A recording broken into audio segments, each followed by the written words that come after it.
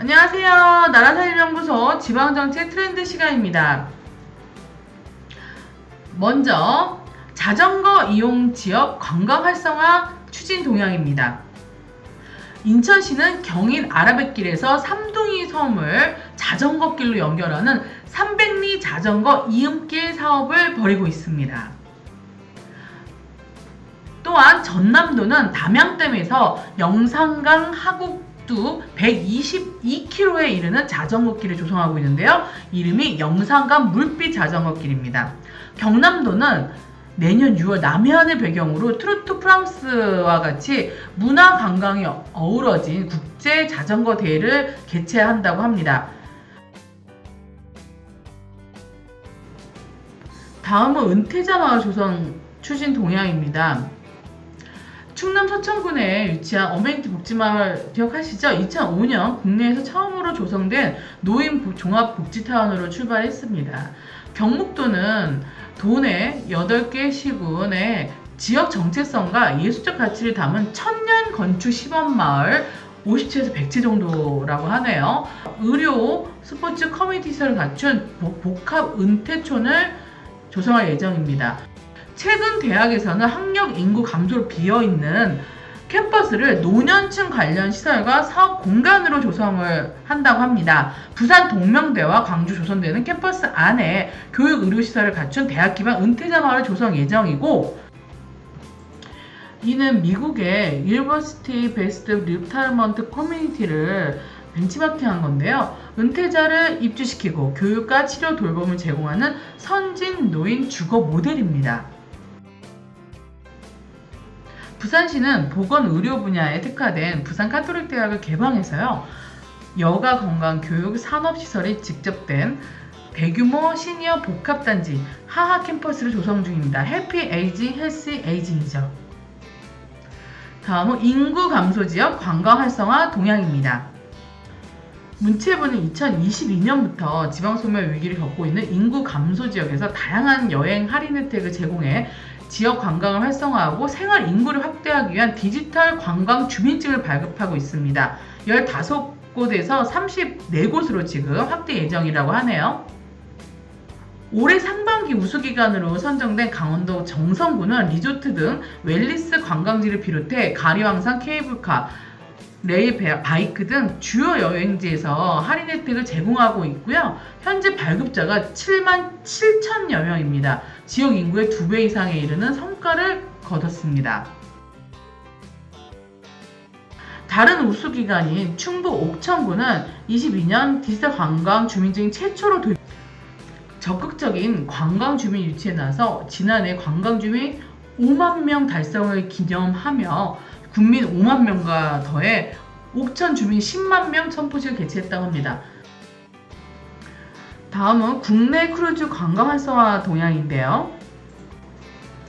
크루즈 관광은 지역 소멸 위기 극복을 위한 대안으로 주목받고 있는데요. 최근 방한 관광객 수는 빠른 회복세입니다. 정부는 지난 6월 17일 크루즈 관광 활성화 방안을 수립하고 오는 27년까지 방한 크루즈 관광객 연 100만 명을 유치하고 관광객 소비 지출을 연 2,791억 원까지 끌어올리겠다고 발표를 했습니다. 지역의 관광객을 전략적으로 유치하기 위해 7대 기항지별 특색을 담은 테마 브랜드를 구축, 외국인 관광객을 대상으로 지역별 특화 관광 콘텐츠 개발을 하거나 상품화를 할 때 지원한다는 얘기고요. 다음은 전세 사기 피해 예방 대책 추진 동향입니다. 최근 서울 신촌 대학가에서 100억 원대 전세 사기가 발생하는 등 피해가 계속되면서 정부 지자체가 이를 막기 위한 정책을 추진하고 있는데요. 국토부는 전세 사기를 막고 전세 시장 안정화를 위해서 연립 다세대 오피스텔 등을 매입해 시세 90% 수준 보증금으로 전세를 내놓는 든든 전세 주택을 도입했습니다. 서울시는 전세시장 불안을 완화하기 위해 임대인의 금융신용 정보를 임차인에게 공개하는 클린 임대인 제도를 시행하고 있고요. 경기도는 경기부동산 포털을 통해 주택거래 정보를 공개하는 한편 전세 피해 지원센터에서 전세 사기 피해 접수 조사, 금융 법률 상담을 하고 긴급 생계비로 100만 원을 전국 최초로 지원한다고 하네요.